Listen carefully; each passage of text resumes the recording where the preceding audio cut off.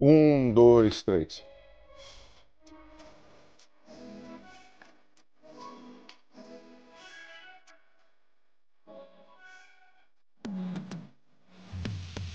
Café com sal.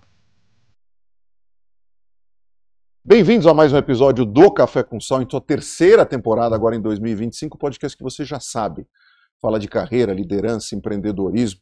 E a gente sempre agradece, claro, a audiência e o carinho de vocês. Não esqueçam nunca de compartilhar com os amigos, com os contatos de vocês, dar o like, enfim, seguir os alertas aí do canal, que tem sempre um conteúdo super interessante toda semana, episódios novos, sempre às terças-feiras, às 8 da manhã. Os episódios completos, claro, vocês já sabem, acompanham tanto no YouTube quanto no Spotify, e os cortes super legais, interessantes, com pontos, vamos dizer assim, bacanas da conversa. Claro, a conversa toda é bacana, mas ali com destaques da conversa, tanto no TikTok quanto no Instagram, como no LinkedIn. A gente também aproveita para agradecer os nossos apoiadores de sempre, o pessoal da Life Mix. Um abraço, Daniel Feferbão e equipe. Estou degustando hoje o suco de laranja. Quem acompanha o pod sabe de todo o carinho e cuidado que eles têm para trazer bebidas funcionais para sua mesa. Funcionais que cuidam da tua saúde, do teu bem-estar, e uma equipe gigantesca de médicos, nutrólogos, pessoal com PhD em nutrição, para, como eu disse, trazer esse produto de qualidade para você e família. A gente agradece também o pessoal do Venturos. Um abraço à Mariana Ventola e ao João Maia, que esteve aqui com a gente também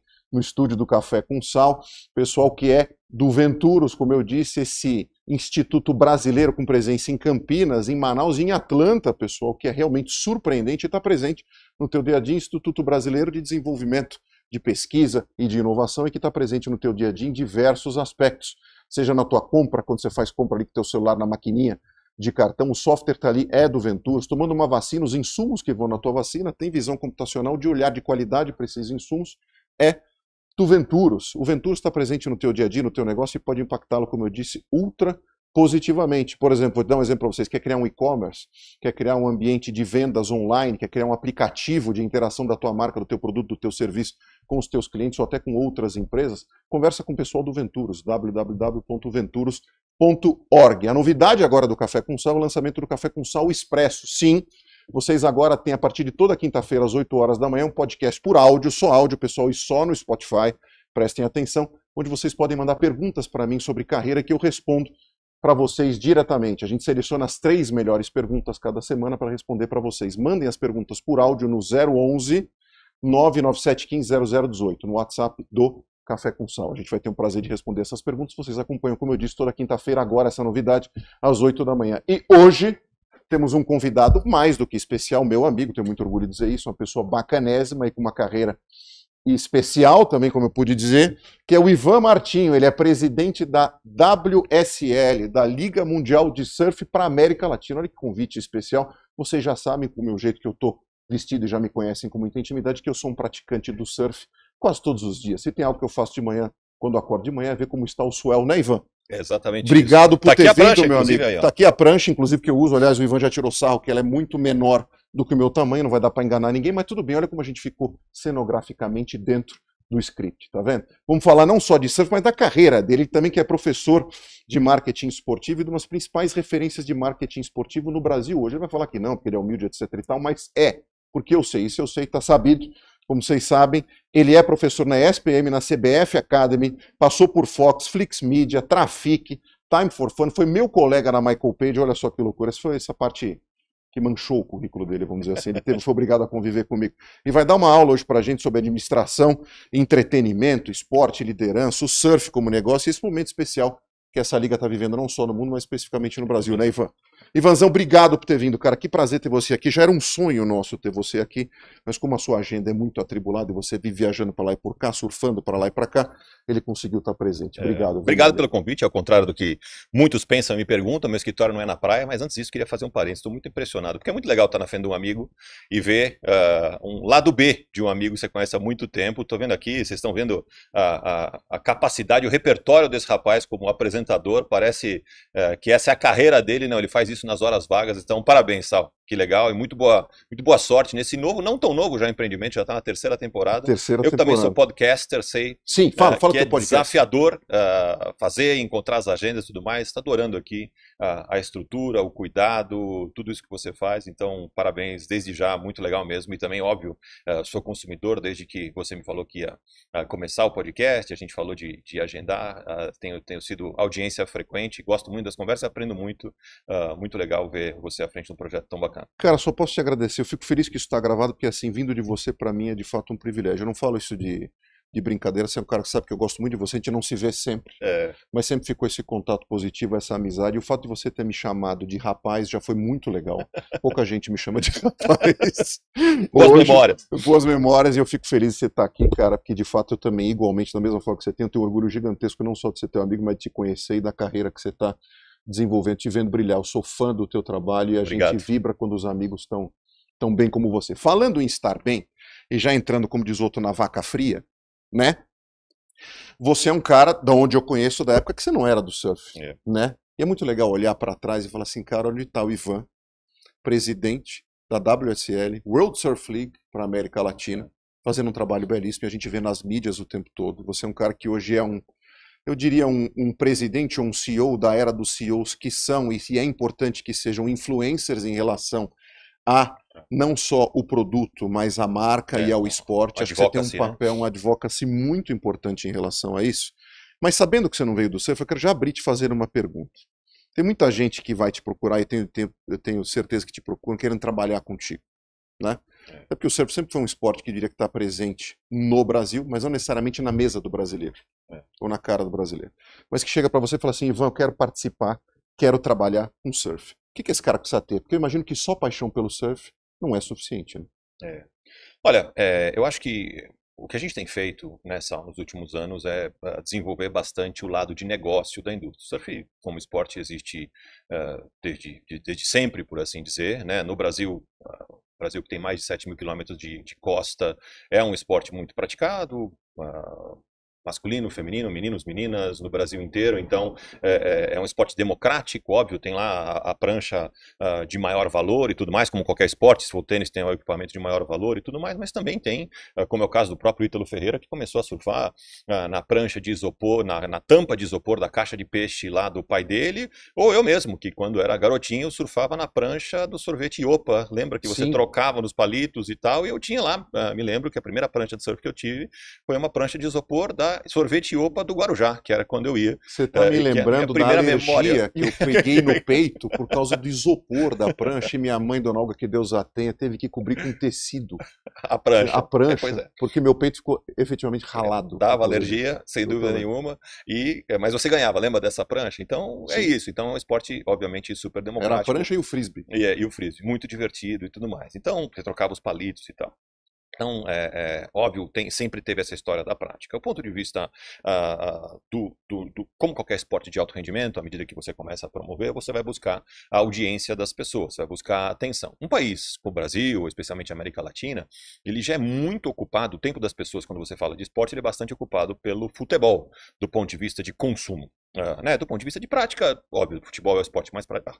Na verdade, a corrida de rua é o esporte mais praticada. A corrida de rua. A corrida de rua é o esporte mais praticado no Brasil, mas, obviamente, quando você pensa no menino, talvez você vai pensar no futebol, historicamente foi assim, né? O garoto vai fazer o futebol, a menina talvez vai fazer o balé e tal, e o surf para o menino para a menina que mora na praia é o esporte ali mais praticado. Quando você pensa no esporte de alto rendimento, você, obviamente, para fazer isso acontecer, você precisa de receitas, e para buscar receitas, você precisa entender qual que é o seu diferencial perante os esportes e como você, de fato, constrói essa audiência. A audiência, ela vai determinar que tipo de patrocinador e que tipo de parceiro comercial você vai ser capaz de atrair. Então você precisa moldar a sua audiência, se você vai aumentar, diminuir, construir, criar um tipo de audiência para poder direcionar que tipo de patrocinador você vai ser capaz de fazer isso. Porque no fundo, quando você olha o esporte como ferramenta de comunicação, ele tem um perfil e a marca que patrocina, ela está interessada no público daquela propriedade que a gente diz, né? Então, da mesma maneira, quem está nos assistindo não é desse mundo, que quando você assiste lá o programa da Ana Maria Braga, que talvez de manhã está passando lá, tem um anúncio da panela, tem um anúncio de produtos que são possivelmente consumidos por donas de casa, já que a maior parte daquela audiência são donas de casa, não é diferente no esporte. Então, o basquete tem um tipo de audiência, o futebol tem outro tipo de audiência, o surf tem outro tipo de audiência. É claro que existe uma intersecção, né? E tem gente que gosta de um esporte e gosta de outro, mas o dia só tem 24 horas. O dia a dia das pessoas é cada vez mais ocupado. Então, de alguma forma, você precisa criar algo que seja único, que para essas pessoas você seja importante o suficiente, e você que está nos assistindo provavelmente vai me dizer que não tem tempo sobrando no seu dia, tem tempo faltando. Então, se tem tempo faltando, hoje em dia o desafio da construção de audiência é não só de você ocupar um espaço que está vago na agenda da pessoa, que isso é cada vez mais raro, mas trocar por alguma outra atividade que a pessoa já fazia, o que cria um desafio bastante maior. Estou contando tudo isso porque tem a ver muito com o que você está falando do que precisa para trabalhar com surf. Trabalhar com surf tem muitos aspectos. Você pode querer trabalhar com atleta, você pode ser um atleta, você pode ser um fotógrafo, você pode ser alguém que cuida da parte logística, da parte de infraestrutura, você pode ser alguém, você pode ser um fotógrafo, você pode ser um promotor de eventos, você pode ser alguém da transmissão. Então tem muitos ângulos nessa indústria que não deixam de ser trabalhar com surf. Você pode ser juiz, você pode ser assistente do juiz, você pode ser locutor de praia, comentarista, tem muitas funções essa profissão. É claro que eu tenho a minha, que é ser responsável pelo negócio do surf. A gente é uma liga privada, com base nos Estados Unidos, mas com escritórios no mundo inteiro, uma liga global, que tem um grupo privado por trás, né, que controla. Historicamente foi uma associação de surf até de 1976 até 2014, em 2015 mudou. Então era a ASP de 76, na verdade a IPS, depois a ASP até 2014, depois mudou a WSL em 2015, deixando de ser uma associação de surfistas que competiam em marcas promovidas pelas marcas endêmicas que a gente chama de surf. Você deve ter tido, mesmo sem ser surfista, a camiseta da Billabong, o boné da Rip Curl, a carteira da OP, ou a camiseta da Company. Essas aqui coisas é 775, você lembra? 775, Pacalolo, essas marcas todas que são e quem não colecionava quem não tinha esses adesivos na janela do quarto? Na janela do quarto, no caderno, o caderno com capa de surf, tudo mais. Não tem a brincadeira que a foto do Gabriel era uma pirâmide para vender caderno de escola, né? A foto do Gabriel nas Olimpíadas. Então, eu acho que faz parte da história, muito ligado ao estilo de vida. No meu trabalho, a minha responsabilidade é, obviamente, cuidar do negócio. O que a gente faz? A gente interage com empresas que compram os nossos direitos de transmissão, a gente interage com as marcas patrocinadoras, a gente trabalha com os licenciamentos, a gente promove os eventos, a gente interage com os atletas. Então são todas essas funções bastante parecidas com uma vida corporativa de outras funções. É claro que a gente tem aqui um aspecto diferente quando você fala do esporte, que é o ganhar e perder, sobretudo no Brasil. O brasileiro, eu brinco que o primeiro esporte do brasileiro é ganhar e o segundo é o futebol. Sim. Todo esporte que ganha passa bastante na frente. Olha aqui, o Brasil provavelmente, eu estava aqui assistindo recentemente, né, tudo que ganha, o brasileiro gosta de ganhar. A conquista formidável da Fernanda Torres, agora do Globo de Ouro, sim, fez com que as pessoas torcessem como se fosse futebol para aquilo, e tinha gente assistindo, fizeram fanfest para assistir o Globo de Ouro ao vivo. Então, com a importância de ganhar do brasileiro, né, que mostra, né, como que isso é importante na nossa cultura. Se é assim de qualquer forma, em outros aspectos, né, nesse caso no cinema, imagina no esporte, que as pessoas já têm essa quase religião de torcer. Como construir um negócio a partir disso? Eu tenho o privilégio de estar desde 2019 na Liga. Não vim dessa carreira, acho que a gente pode falar um pouco mais disso.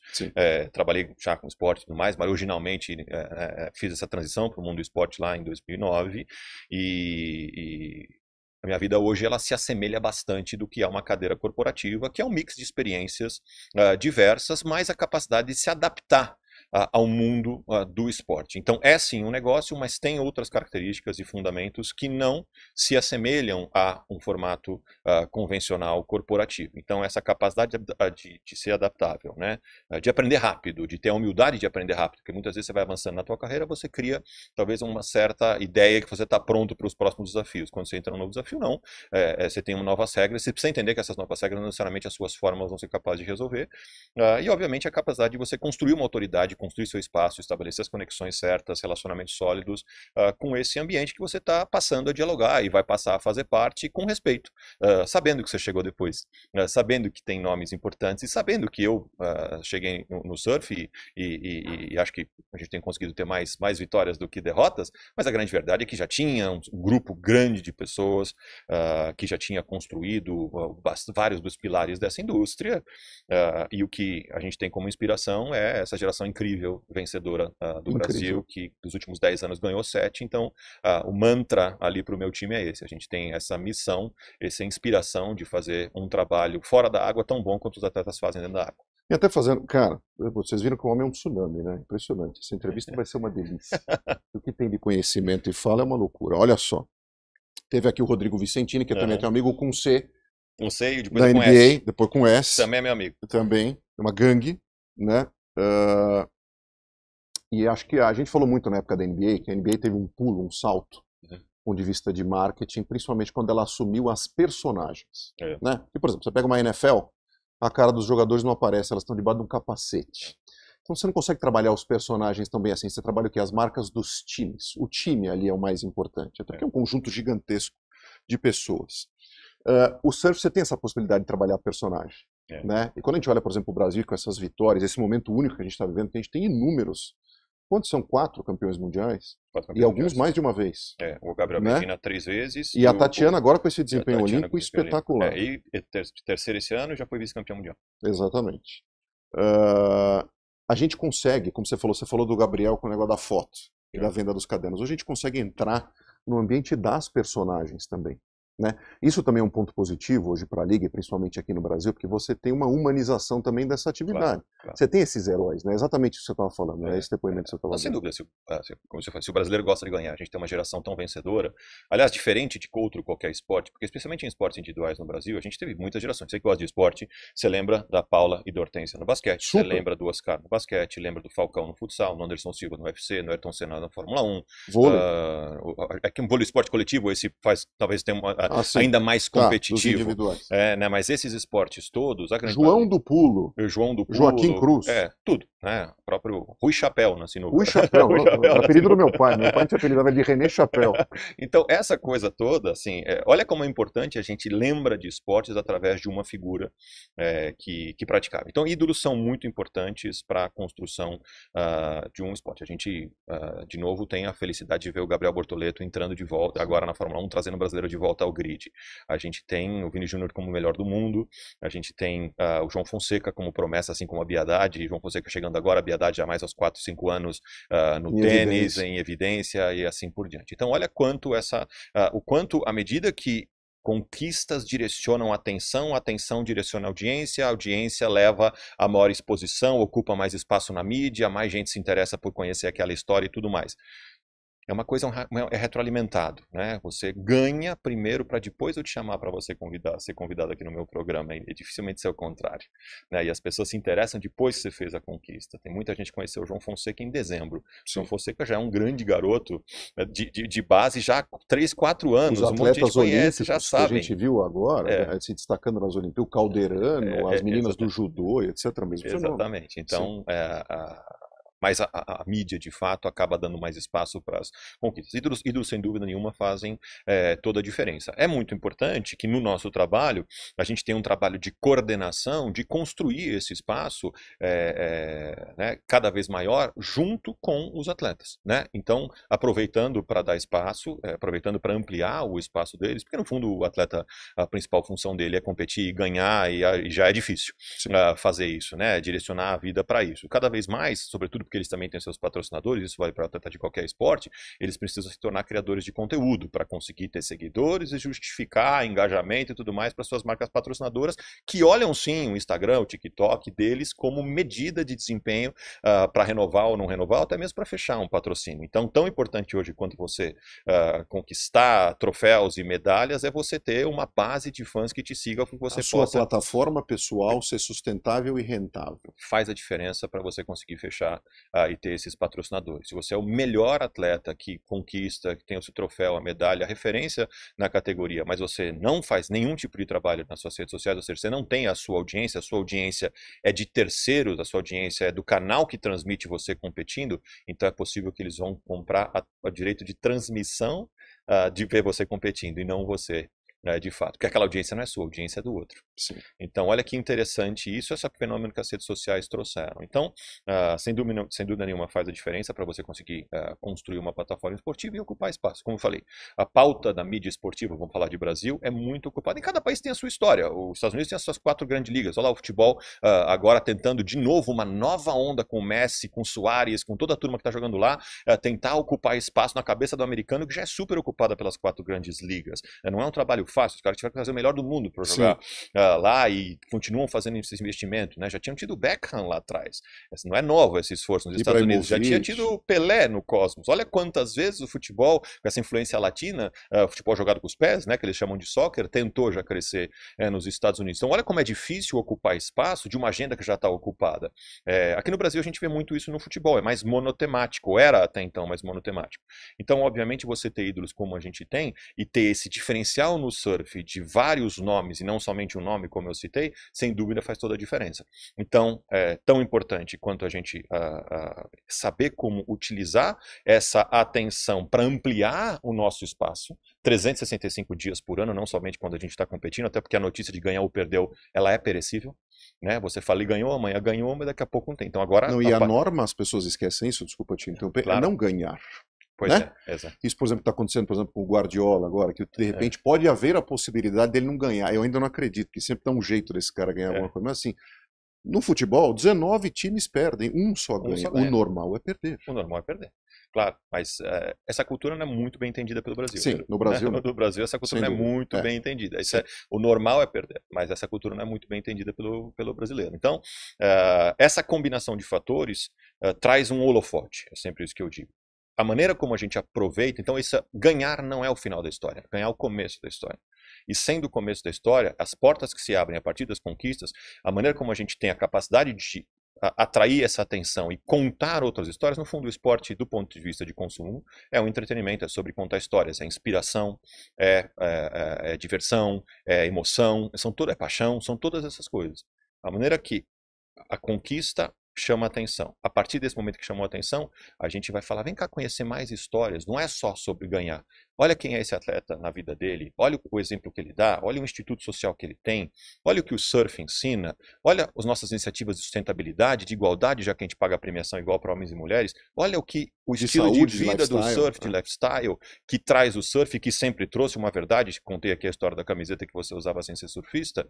Olha tudo isso, essa combinação de histórias que tem a capacidade de construir algo que seja relevante todos os dias do ano, através de diversos canais de distribuição, não só mais os canais de distribuição especializados no esporte, esses também, claro, que são importantes, são verticais, mas todos os outros, a gente vai para a mídia de comportamento, a gente vai para a mídia de entretenimento, a gente vai para a hard news, a gente vai falar de negócios, a gente está no Valor Econômico, no Exame, mas a gente também está na Meia Mensagem, no próprio Mark, a gente também está na revista Cláudia, na JQ, aliás, a gente foi eleito pela revista JQ, o Vivo Rio Pro, que é o nosso maior evento de surf do mundo, que acontece em Saquarema, foi eleito como o maior evento de surf do mundo, um dos daqueles melhores eventos que você, aquele negócio de assistir antes de morrer, os melhores eventos para assistir ao vivo no mundo. A gente está na mesma lista que o GP de Mônaco, o Roland Garros, o Tour de France e outros por aí. A gente ser colocado nesse nível de patamar para você ter uma ideia da importância. Então, eu acho que essa combinação de fatores é que abre para nós uma oportunidade grande que a gente tem trabalhado para fazer com que o esporte cresça cada vez mais.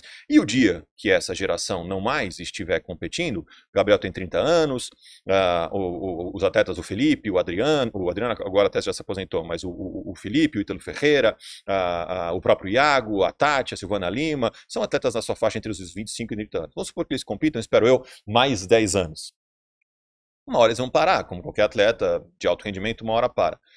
Como que a gente constrói esse caminho para a nova geração, para fazer com que haja essa transição, coisa que Olha o Guga, talvez o maior exemplo que todo mundo vai lembrar que é o Guga, Sim. né? Que agora, quando eu falei o João Fonseca e a Bia, mas olha quanto tempo houve esse gap Muito tempo. no tênis brasileiro e todo mundo lembra que 20 torcia anos. pro Guga, qual era a emoção que o Guga transmitia e como que ele tinha capacidade de mobilizar o Brasil, até hoje, figura simpática que o Guga é, mas sem essa sucessão imediata. Então a gente também, do ponto de vista de negócio, né, e do ponto de vista de manutenção dessa audiência e seguir crescendo, a gente tem essa preocupação de quem é a próxima geração a ocupar esse espaço e continuar mantendo e crescendo esse patamar do esporte para não mais não deixar que ele diminua de valor. Cara, e vocês estão fazendo isso com maestria. Você está me dando esse depoimento, me lembrou muito uma frase do Nizam Guanais, que ele falou assim, não adianta só o storytelling, né? Você precisa ter a combinação do storytelling com o story doing. Eu acho que isso vocês estão fazendo, né? Acho que tem muito disso. Agora sim, falamos muito disso, vamos voltar nisso, vamos falar do Ivan, né? Você é um cara que foi forjado, me corrija se eu estiver errado, mas dentro do ambiente de vendas e marketing. Para quem não é bobo e está assistindo aqui, dá para perceber, porque ele é formado dentro do ambiente de vendas e marketing. Fala brilhantemente, uma super energia, não só vende a ideia, como a gente está vendo, né, em todos os aspectos, como ele está entregando essa ideia. Mas me conta um pouco da tua formação profissional, até você chegar a ser presidente de uma liga como essa. A gente tem a ideia e a gente consome informações hoje, e o legal dessa abundância de informações, como você falou de rede social, é que elas estão disponíveis por aí, mas ao mesmo tempo, pode nos levar por caminhos que não são tão verdadeiros assim. Eu não estou falando de fake news, mas estou falando da interpretação da história do outro. A história da gente, ela tem inúmeros caminhos. E os caminhos não são retilíneos o tempo todo, pelo contrário, né?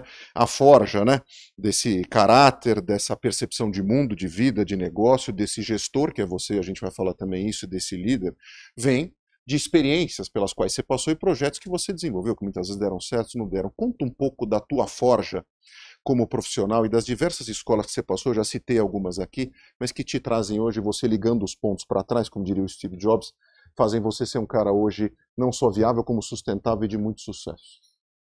Acho que a primeira coisa é provável a sua realidade também de quem está nos assistindo aqui na audiência do Café com Sal. Eu acho que direciona o que eu vou falar é que nós somos de uma geração, que acho que é a geração X, não é? A nossa geração. Sim. Que cresceu com uma regra e aprendeu do ponto de vista corporativo, e depois, quando assumiu a posição de liderança, as regras mudaram. Especialmente do ponto de vista de liderança, da forma como que era. Sim. Eu me lembro como eu me relacionava com o meu chefe, e hoje eu, como sendo chefe, como me relaciono com o meu time. É impressionante, parece que a gente viveu dois mundos. Exato. Ou a gente estava no multiverso da loucura e voltou para a Terra. Exatamente. Então você lembra de certos comportamentos, coisas que ouvia, presenciava, e hoje em dia não existiria nunca espaço para pessoas com esse tipo de comportamento e tudo mais. Era completamente normal, fazia parte e provavelmente na geração do meu pai tinha sido ainda pior. Bem pior. Tinha sido ainda pior, né? Esculacho e tinha essas coisas todas. Então é bastante importante mostrar que o que eu estou querendo dizer é que as regras do jogo mudam. E se as regras do jogo mudam, nada como você ter a capacidade de continuar aprendendo e ter a humildade de continuar aprendendo, que é o tal do lifelong learning. Então você falou, o que foge? A primeira é a humildade e a capacidade de você ter gosto por aprender. Ter gosto por desaprender e aprender. Ter gosto por procurar informação. Por se aproximar de pessoas que você admira e entender como faz. Ter a clareza de que a história, né, a forma que você usou para vencer o jogo da semana passada ou do ano passado não é a mesma que você vai fazer esse ano. A história da vulnerabilidade, né, como você lida com pessoas tão diferentes. No meu caso hoje, entrando numa comunidade bastante aguerrida do ponto de vista de valores e paixão pelo esporte e assim por diante. Inclusive uma parte dos surfistas não concorda com o surf de competição. Acha que o surf é um estilo de vida. Até porque a ideia que a gente tem, pelo menos eu tinha de moleque de surf, era mais do lifestyle do que da competição. Pois é. Né? Seja da música, da vestimenta, do estilo de vida, do estilo de se alimentar e de levar a própria vida. Levar, né, a própria vida. Essa coisa mais de liberdade e tudo mais. Totalmente. Que inclusive lá no começo, lá nos anos 60, 70 no Rio de Janeiro, era mal vista. Tinha um olhar... Até porque era fechado, era uma seita. Exatamente, tinha um olhar meio pejorativo. Super. Só que o que essas pessoas praticavam, que é exatamente, né, a conexão com a natureza, a preocupação com sustentabilidade, com alimentação, viver em comunidade, não abrir mão do que acredita, praticar exercício físico todo dia, meditar, conexão com a natureza, isso é que todo coach vai te falar para você fazer hoje na vida Exato, executiva. e vai te cobrar caro. E vai te cobrar caro para falar o que esses caras já faziam desde 1970 e 80. Repara que um discurso que está em qualquer psicólogo, você vai meditar, você vai fazer aquilo, esses caras sempre fizeram isso. Então, olha e aqui, esses caras estão vivos e bem. vivos e bem, Você exatamente. convive com E esses caras muito, exatamente. principalmente os Praticando. Highlanders ali do surf brasileiro, como os caras estão bem. Praticando o esporte, de bem com a vida, na grande maioria e tudo mais e tal, a história da, né? Então, olha que interessante. Houve, obviamente, uma mudança de entendimento, de um pejorativo para uma admiração, muito empurrada por essa geração, que o Gabriel começou lá ganhando em 2014, então o entendimento, esses caras são atletas, esses caras têm uma vida de preparação, de abdicar e de competir, e é pressão, e tem tudo isso história, então, sim, se aproximando isso com qualquer outro, obviamente, esporte de alto rendimento. Mas voltando a falar do meu ponto, o ponto da Forge. Então, primeiro, essa capacidade de você poder reaprender durante a vida. E, obviamente, entender, eu acho que uma coisa que me levou para o esporte, muitas pessoas me perguntam como que eu consegui trabalhar com o esporte. Porque a indústria esportiva, ainda, ou de entretenimento, é uma indústria que ainda tem no Brasil menos vagas e mais candidatos. Sim. Tem muito mais gente querendo trabalhar do que necessariamente vagas abertas. E talvez trabalhar pelos motivos, eu vou dizer errados, mas não necessariamente que a indústria queira. Exatamente. Por motivo da paixão ou da afinidade, mas não necessariamente porque conhece ou tem o skill, a competência necessária para aquela posição.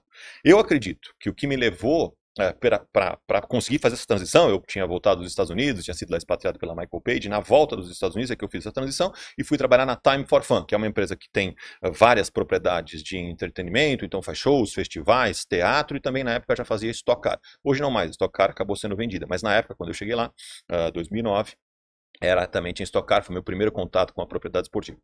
O que me levou para essa posição foi a minha capacidade de conhecer sobre vendas B2B, account management, mapeamento de conta, quem é o decisor, quem é o influenciador, como posicionar uma solução. Isso que a gente fazia na Michael Page, isso que eu já tinha feito em outras, escola espetacular para isso, controle, commercial, lembra do nosso commercial de terça-tarde, né? Estou falando aqui que na verdade a gente tinha o business development, várias empresas chamam como que é o momento da semana que você meta para marcar reunião com o cliente num dia, numa tarde específica. Uma tarde específica, quem ligava, com quem você marcava, como você conseguia chegar nessa pessoa. Driblar a secretária. Driblar, exatamente. Então todas essas coisas tinha um valor enorme que simplesmente não existiam e muitas vezes ainda não existem nas empresas, o que é uma ferramenta incrível de como cuidar de um cliente corporativo e, obviamente, é uma solução. E sendo uma solução, requereu a minha capacidade de entender o que eu estava vendendo, o que era sucesso naquele produto e tudo mais. Mas isso era mais um detalhe perto do que é o conhecimento de account-based marketing ou de metodologia de account management, essas coisas aí, esses nomes, né, que tem aí nos livros dos spin sellings da vida. Sim. Então, é mais difícil de achar profissionais que tenham de fato esse conhecimento com profundidade atuando no mundo do entretenimento e do esporte. Então, eu acredito que essa competência específica foi o que me ajudou a fazer a transição, porque ali havia, nessa empresa que precisava contratar naquele momento, uma necessidade de contratar alguém com esse perfil. É claro que eu gostava de show, mas o que me ajudou na entrevista a convencer a contratante não é que eu gostava de shows, eu gostava de entretenimento, ou adorava esporte, ou que sonhava em trabalhar com esporte e tinha sido um atleta frustrado e queria trabalhar com esporte, com entretenimento. Não foi isso que convenceu. O que convenceu é eu ter essa competência. É claro que uma vez que eu passei a fazer parte do time, eu fui procurar outros conhecimentos para me tornar uma autoridade, me tornar uma referência nesse setor, assim como tinha feito nos outros segmentos que eu também tinha trabalhado, mas foi essa competência. Então eu acho, para concluir aqui, que é muito importante quando a pessoa quer fazer uma transição de carreira, como foi o meu caso, que ela entenda o que ela tem de diferencial que vai credenciar, do ponto de vista de competências e experiências, que vai credenciar o trabalho nessa nova indústria que ela quer atuar. De acordo com a demanda da indústria. Então é mais sobre o que a indústria que você está querendo trabalhar precisa do que a sua paixão por aquele assunto. Paixão sempre ajuda, porque obviamente vai fazer com que você conheça mais, vai fazer com que você acompanhe mais e tudo mais. Mas não é necessariamente só sobre paixão, é sobre competência. Sobretudo porque, sendo um negócio como outro qualquer, visa lucro, busca rentabilidade, tem seus desafios, tem ups and downs, tem tudo isso como qualquer outro negócio. E acho que tem um negócio importante que você está falando, eu concordo contigo, que junto a isso se combina algo que sempre nos perguntam, me perguntam. E um grande amigo meu, não sei se você recorda o Diego Godoy, que é um cara super presente no LinkedIn, que trabalhou com a gente também na Michael Page em Curitiba. E é um grande amigo meu, e ele fala sempre um negócio que eu concordo 100%. E me perguntaram uma vez, eu respondi na lata, e é realmente isso. o que você busca nas pessoas, em primeiro lugar, o que mais te impacta, te impressiona, que é o que acontece no nosso papo aqui, é a comunicação. Eu acho que a comunicação, você consegue criar conexões, e obviamente conexões, claro, à medida que você se dedica, verdadeiras e sinceras. Eu acho que isso você tem muito. Então acho que esse fato de você ter esse aspecto comunicativo, e de novo, comunidade, e tudo que você está falando é uma habilidade, é um skill. Uns vão ter mais, outros vão ter menos, não tem dúvida, mas tudo pode ser treinado. Sim. E acho que a gente pode estar sempre aberto a aprender esse tipo de coisa. Você como gestor e como líder, chegando numa WSL, qual foi o teu principal desafio em relação a pessoas? Porque toda essa tua trajetória ficou claro como cada experiência, né, vai te forjando ali, como a gente falou, e criando esse aspecto múltiplo que você tem. Mas especificamente desse público e dessa... A gente contou desse desse timeline aí, perdão, do surf no Brasil, dessa comunidade específica, que pode parecer fechada para quem está do lado de fora, como um cara corporate, forjado nas principais avenidas de São Paulo, entra e consegue não só conquistar espaço, mas desenvolver um time plural e ter alta performance. Uma combinação, vou falar de novo da adaptabilidade e vou contar a história, na verdade, né? Eu acho que bastante curioso que o modelo de negócio da empresa mudou, mas várias pessoas que atuavam e ainda atuam na empresa são originárias do mundo da associação.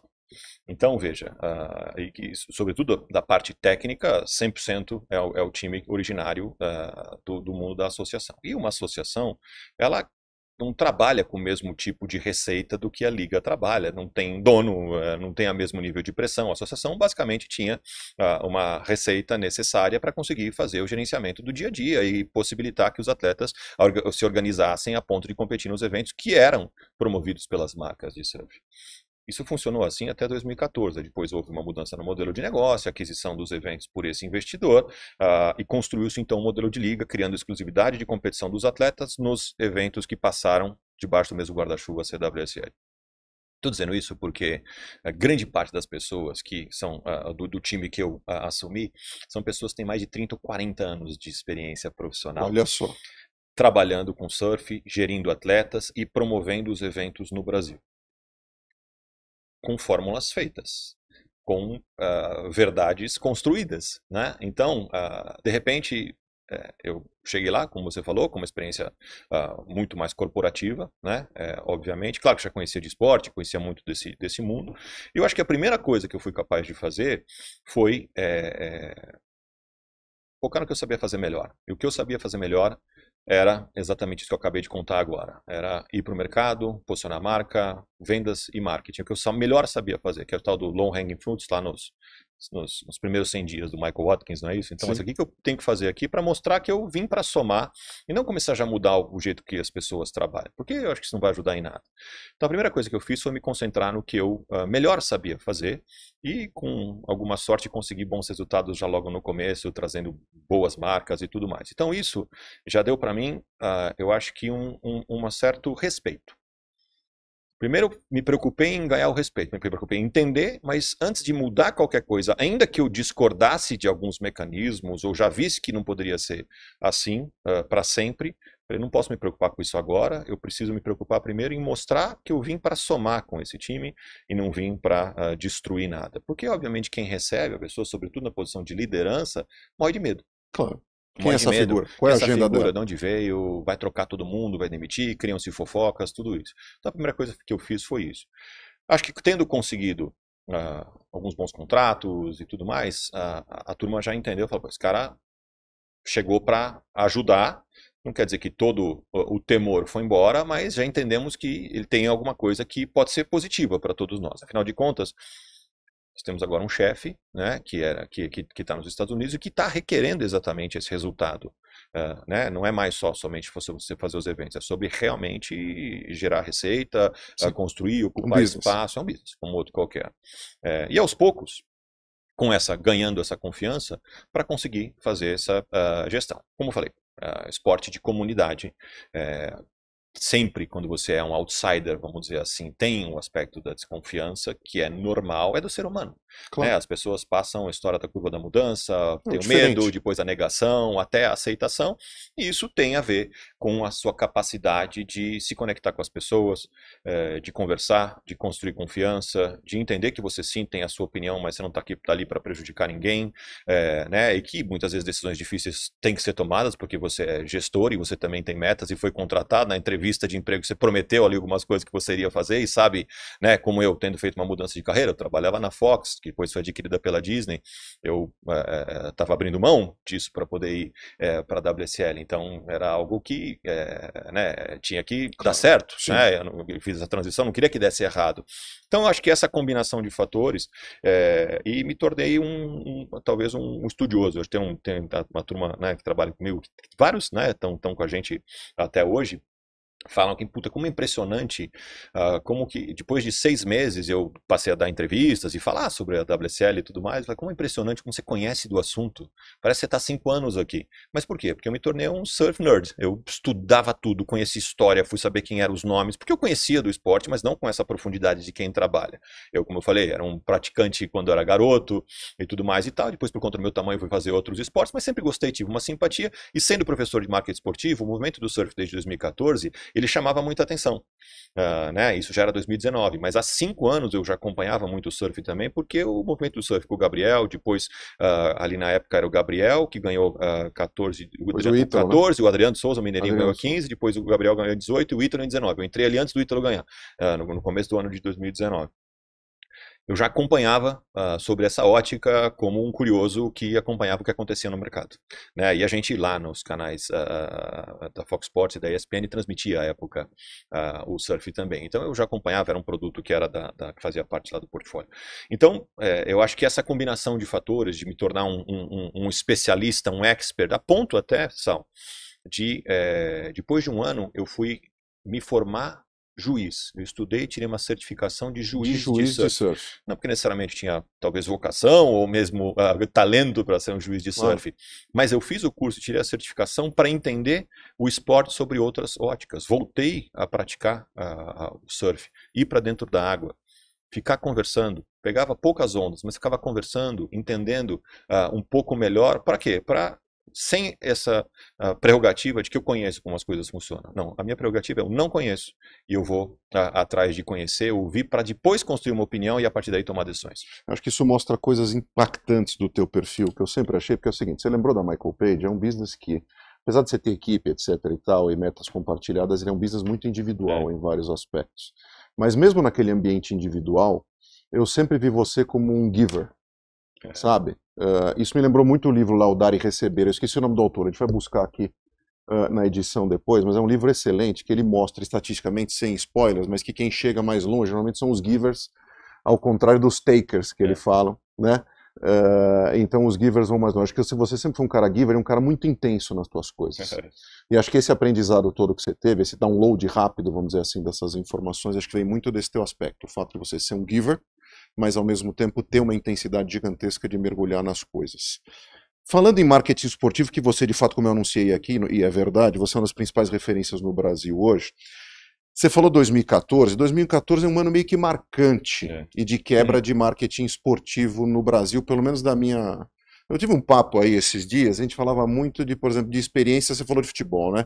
A experiência de marketing esportivo, acho que o primeiro impacto que a gente sentiu foi no futebol, a não ser alguém que naquela época, como eu digo aqui, foi pro exterior, e aquele teu amigo falou assim, cara, você precisa ir num jogo da NBA, que é mais que um jogo, é um show, e não para nunca, e tem isso, tem aquilo, você tem as marcas interagindo o tempo todo, você tem pessoas levando merchandising para casa, você tem a venda, e todo mundo sempre falava assim, como é que o Corinthians, o Palmeiras, o Flamengo, o São Paulo, o Santos, não sei o quê, marcas desse tamanho, não conseguem, né, ter um impacto do ponto de vista de marca e comercial e de merchandising e tudo mais tão forte como deveriam ter. Em 2014 a gente teve a Copa do Mundo aqui, depois seguido de Olimpíada. É de fato um marco no marketing esportivo brasileiro, não só do ponto de vista amplo, mas do ponto de vista inclusive da experiência, quando a gente fala de eventos esportivos? Na verdade é anterior a isso. É anterior. Anterior. A gente fala da década de ouro. Os Jogos Pan-Americanos é o primeiro movimento. O PAN, 2007. O PAN de 2007 é o primeiro movimento que começa a trazer para o Brasil essa necessidade de profissionalização que o Brasil até então não conhecia. Esse é o primeiro choque.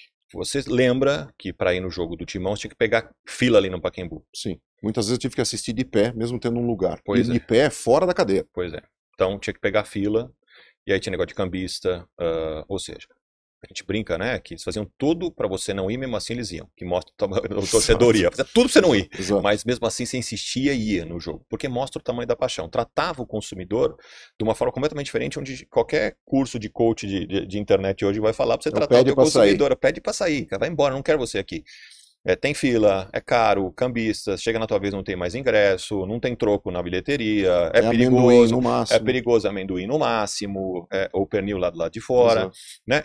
Tudo isso aí é para você não ir. É jogo terminando 11h40 da noite, essas coisas todas, mas para você não ir. Mas aí, a turma sempre foi. Então imagina se você começa a melhorar um pouquinho a qualidade de serviço. Os Jogos Pan-Americanos em 2007 trouxeram uma nova forma, porque daí você começa... O que era o PAN 2007? O PAN 2007 já era o Brasil se preparando para receber Rio 2016. Na época ainda não tinha sido a eleição, mas era um evento teste para credenciar o Brasil para ser candidato para Rio 2016.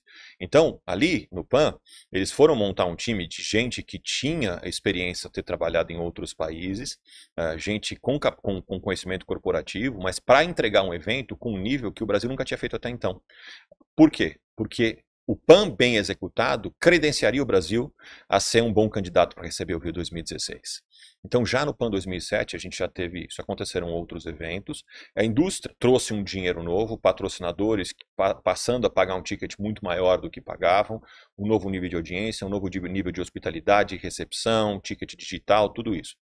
Depois a gente chega na Copa das Confederações de 2013, que evento preparatório da Copa do Mundo, a construção dos estádios, a história do vai ter Copa, não vai ter Copa, lembra disso? Depois Sim. a Copa do Mundo de 2014, aí depois a Copa América, temos Jogos Militares, teve a Copa América de 2019, então é uma década alongada, mas teve a Copa América de 2019, então o Brasil, ele passou, o Rio 2016 obviamente, ele passou por uma fase que chegou dinheiro novo, chegaram empresas internacionais de marketing esportivo no Brasil e passou até então, o tipo de contratação até então de marketing esportivo era basicamente feita por dirigentes de futebol. Óbvio, tinha o Comitê Olímpico Brasileiro, as confederações, mas sempre um aspecto de dirigentes não remunerados. Esses dirigentes não remunerados, historicamente, contratavam a partir do que indica. Né? É o sobrinho do meu Sim. vizinho que adora esporte, então coloca ele para trabalhar, não necessariamente a partir de competência. Quando você traz esse nível de exigência, você precisa entregar resultados. Se você precisa entregar resultado, agora eu não posso mais contratar o sobrinho do meu vizinho se ele não for competente o suficiente, porque é o meu resultado que está na reta. Então, aí agora eu preciso privilegiar pessoas que tenham estudado, tenham preparo, tenham experiência. Agora, então, eu abro um novo flanco, que é o flanco de educação de marketing esportivo, que passa a se desenvolver, porque agora o mercado está comprador desse tipo de perfil. Aí agora eu tenho outros tipos, aí agora eu tenho agências de marketing esportivo, aí agora eu tenho produtoras, agora eu tenho... Então a indústria começa a se transformar e se profissionalizar, a gente vê o evento, mas existe todo um outro campo, assim como eu falei no mundo do surf aqui na minha primeira resposta, de fomento e de construção ao redor do que a gente está vendo, que vale muito das diversas funções que passam a ser ocupadas. Não mais por indicação, mas agora por competência, porque resultados estão sendo colocados à mesa. Então, sem dúvida nenhuma, é claro que nós como brasileiros, a gente sempre vai, mas poderia ser melhor e tal, um pouco reclamão, né? Muito investimento, poderia ser melhor, gastou no estádio, virou elefante branco. Muitas das reclamações têm razão, mas a verdade é que quem trabalha na indústria sabe que mudou, o Brasil passou a fazer parte do roteiro internacional dos grandes eventos e executou muito bem. Todos os eventos foram muito bem executados. A Copa do Mundo foi muito bem executada, o Rio 2016 foi muito bem executado. Não por acaso o Brasil recebendo de novo agora, o ano que vem, daqui 2 anos, uma Copa do Mundo feminina. Acho que o próprio turismo, vou te dar um depoimento pessoal que é o seguinte, durante a pandemia, muita gente, óbvio, até por questões de restrição, se acabou fazendo um turismo, teve um boom do turismo interno brasileiro. Eu, na época, meu filho estava estudando bioma na escola, falei, pronto, vamos embora. Né? Pegamos Malicuia, Pantanal, Amazônia, Sul, Norte, fomos para tudo quanto é lugar. Tudo quanto é lugar mesmo, de fato. E eu fiquei realmente muito impressionado com a qualidade do serviço e segurança, pontualidade e profissionalismo do turismo brasileiro.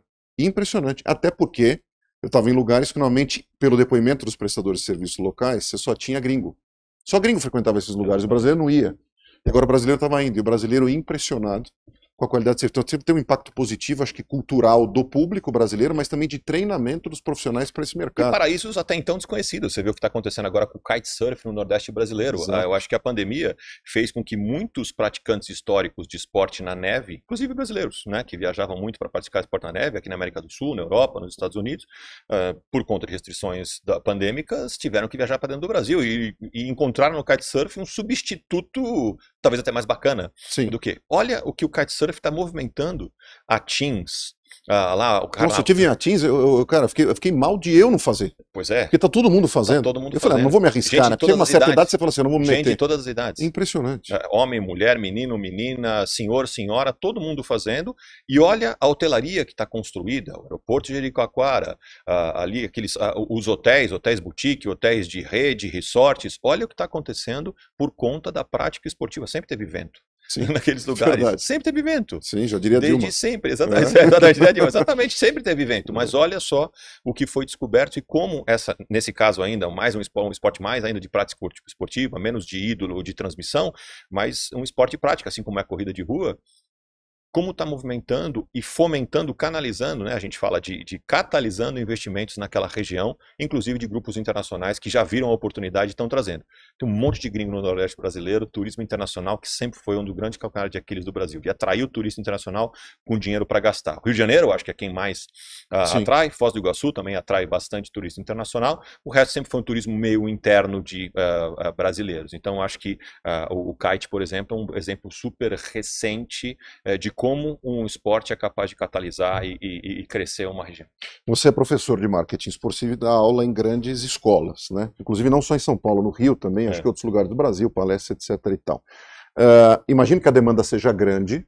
Me conta um pouco do que se ensina nesses cursos e qual tipo de público que tem buscado, porque acho que isso diz muito em relação a para onde esse tipo de tema está indo. Né? Tem todo tipo de público, na verdade. Tem pessoas que já trabalham na indústria e querem se aprimorar. Tem pessoas que têm o sonho de trabalhar na indústria, que estão mais ou menos em faixa média de carreira, vou dizer, seus 28 a 40 anos, ali o gerente, o superintendente, mas tem esse sonho de trabalhar, já ganhou algum dinheiro, e tem o sonho de trabalhar com isso. A vida é uma só, quero ver se eu consigo fazer essa mudança, se interessa pelo assunto. E tem alguns alunos, inclusive, que já têm uma carreira desenvolvida, já presidente de uma grande operadora de telecomunicações, já foi meu aluno. Olha só. Também. No curso da CBF Academy, aí tem um outro perfil de público muito interessante, que não só esse grupo com esses perfis, mas aí tem ex-jogadores, ex-árbitros, ex-técnicos, que são pessoas que também desenvolveram suas carreiras e a partir de agora vão tomar conta de clubes, vão abrir suas agências que representam jogadores e precisam se profissionalizar, porque enquanto eu estava lá na escola, ele estava treinando.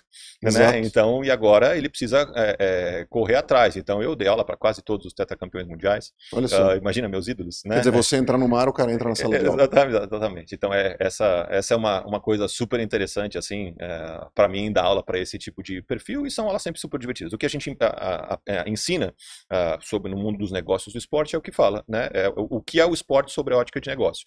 Então o que está por trás de uma compra de direitos de transmissão. O que significa a entrada da Netflix, por exemplo, que está todo mundo falando no mundo, no streaming do esporte ao vivo, que não era até então. Já tinha Amazon Prime, já tinha Apple TV, já tinha Globoplay. O que significa a chegada da Netflix? A gente fala a Casé TV, o fenômeno da Casé TV. Impressionante. Então, como que a gente explica o que está por trás desse mundo? Depois a gente fala das marcas patrocinadoras.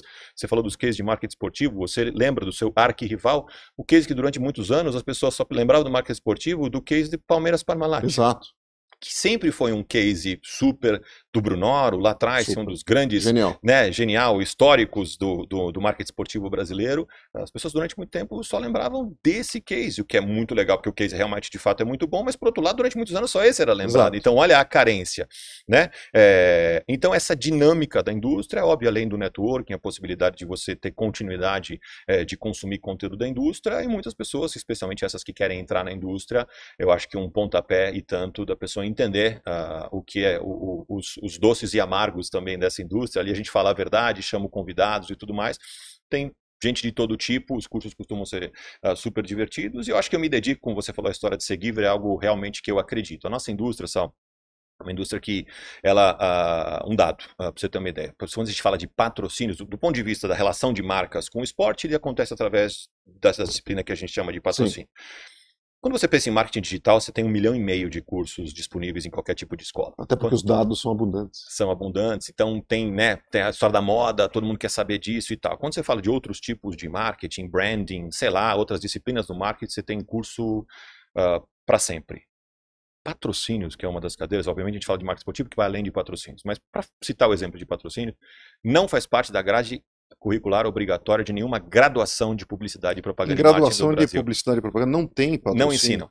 Eles não ensinam como matéria obrigatória. Talvez tenha lá um tema que passa dentro de alguma outra matéria. Ou seja, desconfio eu, então, que a concepção que a gente tem de patrocínio, ela não é completa.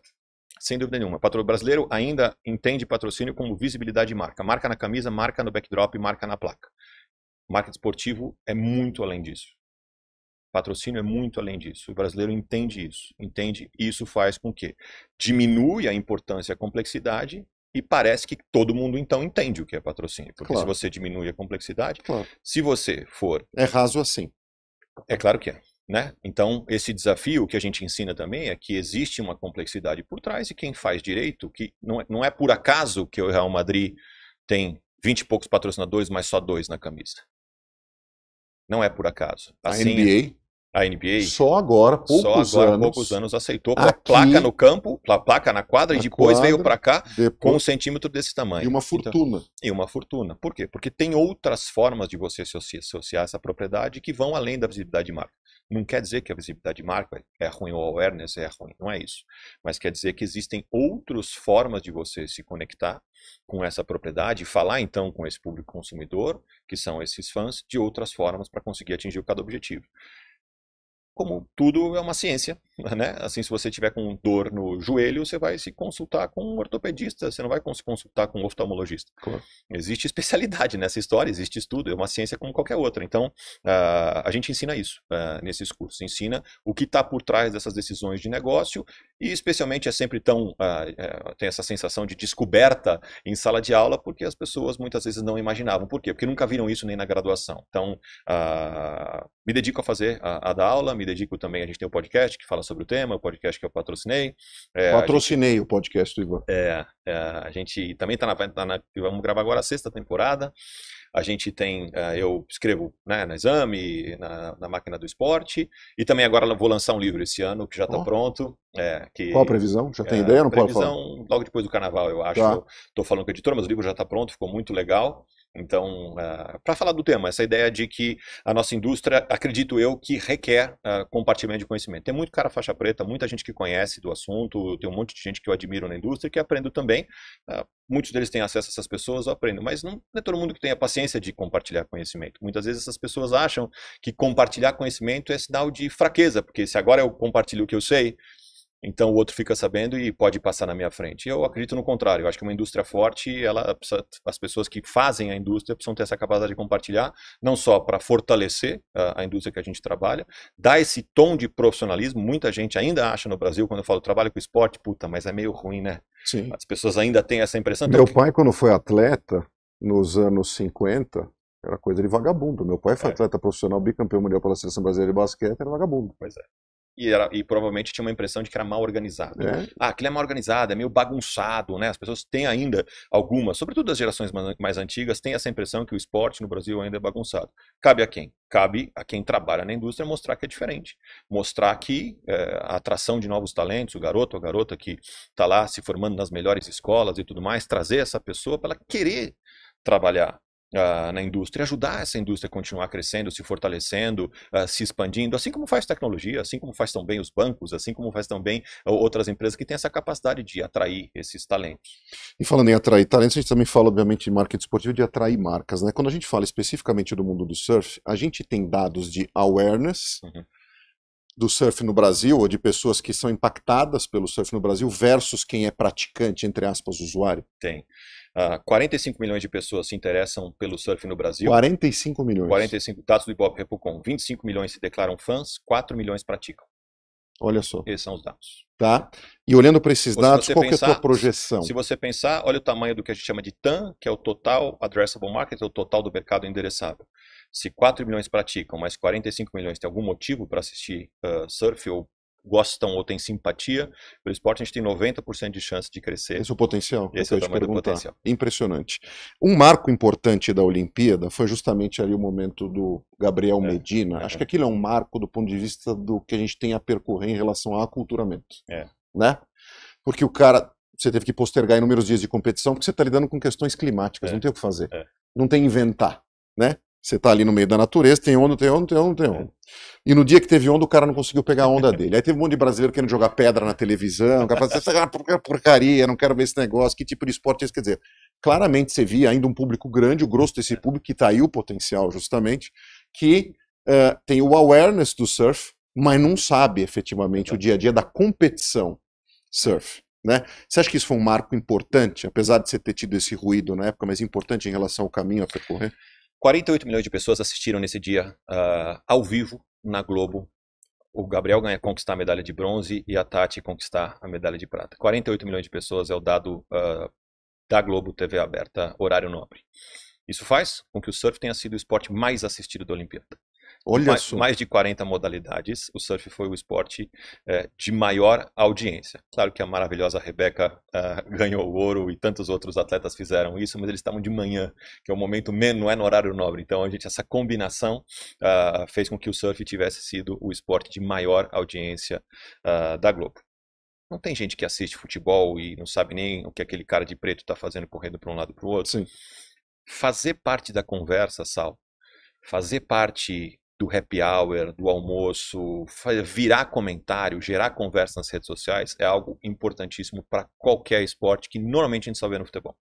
Aliás, quando você vai almoçar, na hora do futebol está passando um programa da TV que está normalmente falando de futebol. 20 mil vezes sobre 20 o mil mesmo tema. vezes que a gente chama da mesma redonda, né? Não é a mesma Isso, redonda, as pô. mesmas redondas.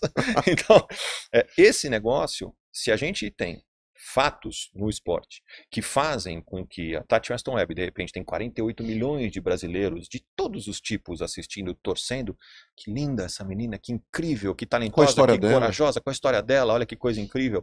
Olha o Gabriel, que as pessoas, muitos já conheciam. Super midiático, a foto talvez mais, da Olimpíada. A foto da Olimpíada e tudo isso. Então, olha o que significa o esporte. E vale aqui dizer que o surf passou a fazer parte do programa olímpico, porque, óbvio, houve um trabalho de muita gente para conseguir levar o surf para dentro do programa de esporte olímpico, mas o Comitê Olímpico Internacional só aceitou trazer o surf. Veja, não é fácil operar esse evento. Todas as modalidades aconteceram em Paris, a gente foi para o Tahiti. Olha que coisa, em outro fuso. Imagina do ponto de vista do organizador, que desafio que é foi fazer essa produção. A gente faz evento no Tahiti todo ano, a gente conhece bem. Houve uma transferência de conhecimento ali para a turma dos realizadores do evento, nossa, para os realizadores do evento do Comitê Olímpico, que a gente opera o evento no Tahiti todo ano. Mas imagina qual que é o desafio. Qual foi o desafio de fazer esse evento? E, de repente, colocar o surf dentro do programa olímpico. Por quê? Porque o Comitê Olímpico Internacional estava vendo que a base de audiência das Olimpíadas a cada 4 anos estava envelhecendo. E trazer o surf e o skate era algo que poderia ajudar a rejuvenescer. Uma aposta. Ficou provado que uma aposta pode não dar certo com o breakdance, que foi colocado na edição de Paris e já foi cortado. Foi um teste. Funcionou, não funcionou do jeito que eles gostariam, acabou virando um meme pela atleta australiana, mas é considerado esporte, agora vão fazer games, né? Isso é esporte, não é esporte, não importa, do ponto de vista de negócio, essa discussão não importa. O que importa é que eu preciso construir minha audiência e renovar minha audiência, porque a minha audiência não está necessariamente das marcas patrocinadoras interessada em vender para pessoas 50 a mais. Se a minha audiência está interessada em vender pessoas entre 18 e 49 anos, então eu preciso encontrar alguma forma de falar com essas pessoas, rejuvenescer minha audiência. Rejuvenescer a audiência, eu preciso trazer novas modalidades. Porque ainda que eu vá continuar tendo o incrível pentatlo moderno, provavelmente a audiência do pentatlo moderno não é tão jovem quanto o surf e o skate. Sim. Mas o surf mas o game é esporte, por exemplo, mas o surf dá para fazer mesmo se tem essa imprevisibilidade. Como que a Olimpíada lida com imprevisibilidade? Se você vende direitos de transmissão bilionários para o mundo todo, como que você vai conseguir fazer isso? Pode ser e pode não ser. Como que você entrega isso para mais de 200 emissoras que pagam bilhões de dólares por esses direitos? É tão importante rejuvenescer a audiência e manter contato com essa audiência para poder continuar justificando trazer essas marcas patrocinadoras que eles apostaram e fizeram e foi um grande sucesso. Óbvio, o surf só tem a ganhar. Você acha que a gente caminha para piscinas para ondas, vamos dizer assim, não naturais nas próximas competições não tem saída, porque a gente tem uma responsabilidade de entrega e de evento e financeira também muito grande. Né? Olha, eu acho que assim, existe uma discussão bastante grande. O surf é um esporte Claro, de você tem os puristas, você tem os... Exatamente, o surf é um esporte de oceano. Então, vai ter gente que vai falar que sim, vai ter gente que falar que não. Eu acho que para nós, a gente já tem um entendimento claro da WSL sobre isso. A WSL tem uma piscina de ondas em Lemoore, na Califórnia, que chama-se Surf Ranch, aqui no Brasil conhecida popularmente como a piscina do Kelly, né, do mesmo grupo proprietário, grupo acionista da WSL e também dona do Surf Ranch, e acaba de abrir uma segunda piscina em Abu Dhabi, inclusive onde vai acontecer um evento lá agora em fevereiro, nos dias 14, 15 e 16 de fevereiro acontece uma etapa do nosso circuito mundial, o CT, lá em Abu Dhabi. Então eu acho que a piscina de onda, ela é mais um tipo de onda. Né? A onda do Tahiti é diferente da onda de Jeffreys Bay, que é diferente da onda de Saquarema, que é diferente da onda de Trestles na Califórnia. E do nosso Guarujá. E do nosso Guarujá, da Enseada ou do Tombo.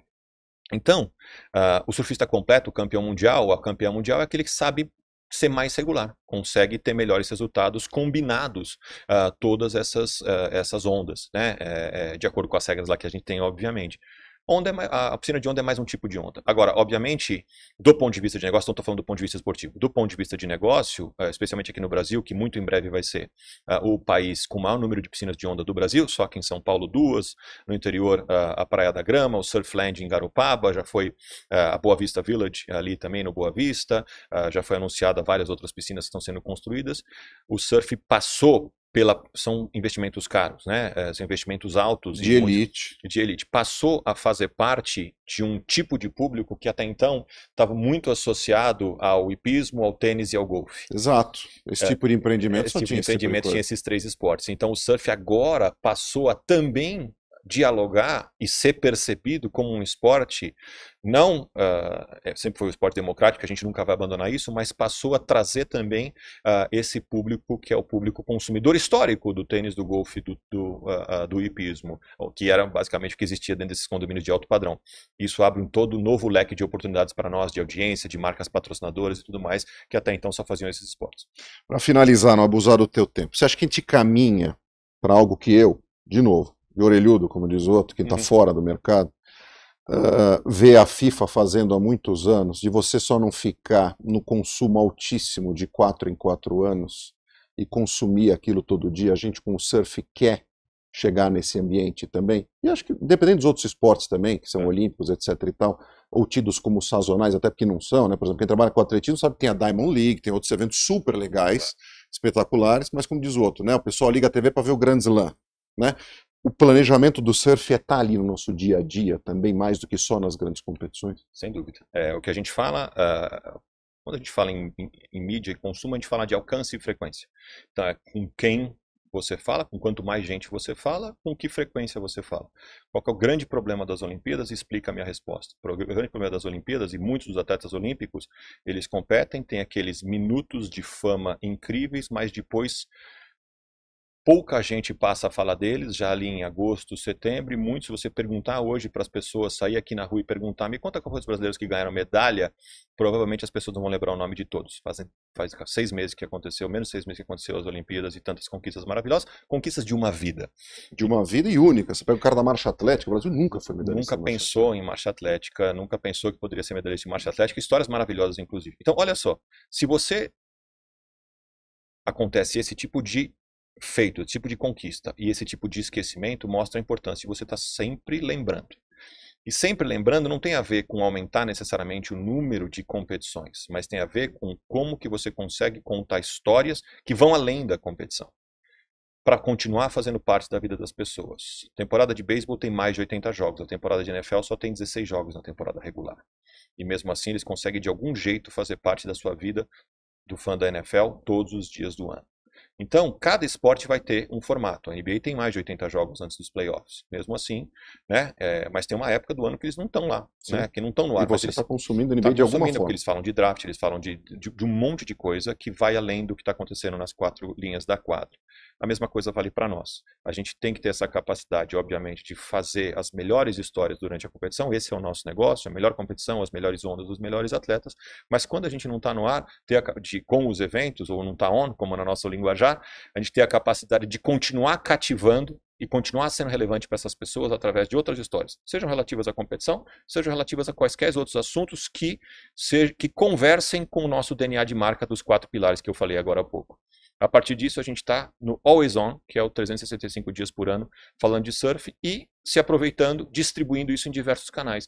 Não só no canal da transmissão ao vivo, mas também nas redes sociais, mas também no WhatsApp, mas também no canal de comportamento, mas também no canal de Hard News, falando sobre vários outros aspectos, mas falando de surf. Isso faz com que a gente se expanda, isso faz com que a gente continue mantendo a nossa relevância e faz com que, obviamente, a gente consiga justifique melhor ter patrocínios de valor maior que fazem com que o esporte mude de tamanho. Sensacional. Livros que você está lendo e séries que você está assistindo. Nosso público adora, fica ligando aqui pedindo dicas. Já que o podcast é um podcast de carreira e de liderança, Sal, e respeitando toda a sua longa carreira, tem um livro muito legal. Longa não, porque eu sou rapaz. Que eu acabei de ler, que é Strength to Strength, From Strength to Strength. E ele fala sobre essa coisa de que nessa época da vida, quando eu tenho 44 anos, esse ano eu faço 45 anos. É óbvio, eu espero que minha vida executiva... Corpinho de 30. Ainda tenha alguns anos. Mas em algum momento você começa a pensar como que vai ser a sua carreira e o que vai ser valor para você o dia que não mais você for executivo, ou não mais você for empreendedor. Então, hoje você descreve uma pessoa, você como estava me descrevendo aqui, você me descreveu pelos meus cargos, mas daqui a pouco... Talvez em 10 anos eu não tenha mais esses cargos, mas daí então eu sou menos alguém por causa disso. Até porque não é só isso que te define. Exatamente. Então, quando os cargos não mais te definirem, o que vai te definir? Como você vai encontrar alegria e felicidade, se tornar feliz quando você não tiver mais esses cargos que te definem? Esse livro fala sobre isso. Cara, que legal. Muito, muito legal. Que take legal, né? Muito legal. Então, recomendo, e eu, obviamente, sou fã de todas as séries que falam de bastidores do esporte. Então, estilo Drive to Survive-like, que a gente chama, né? O primeiro grande sucesso foi o Drive to Survive da Fórmula 1. Essa produtora chama Box to Box. Vou recomendar para todo mundo aqui assistir a Box to Box, que fez a nossa série muito nos moldes do Drive to Survive. Está na Apple TV Plus, chama Make or Break, 2 temporadas. E várias outras que falam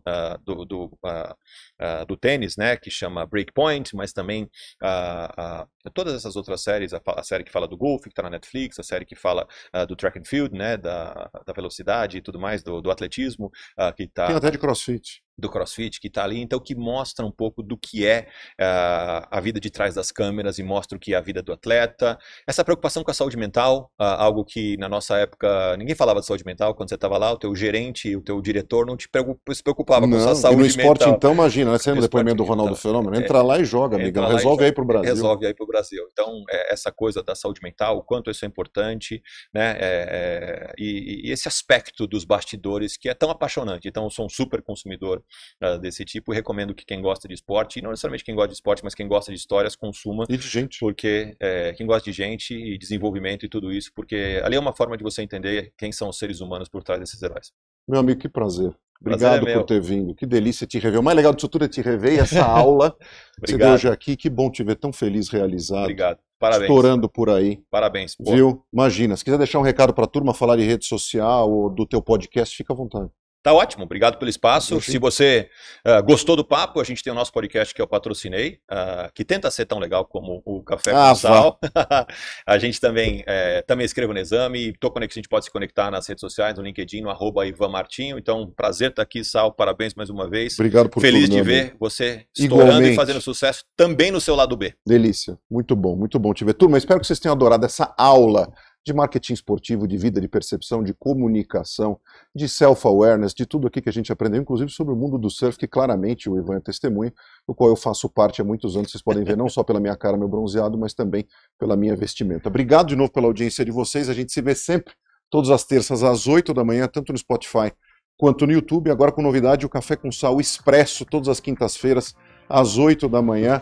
3 perguntas de carreira respondidas por mim. Vocês podem mandar no 11 997 15 0018, a pergunta que vocês quiserem, eu respondo as 3 melhores por semana. Um abração para você, obrigado de novo pessoal da Life Mix e do Venturos e até o próximo episódio. Até lá, tchau!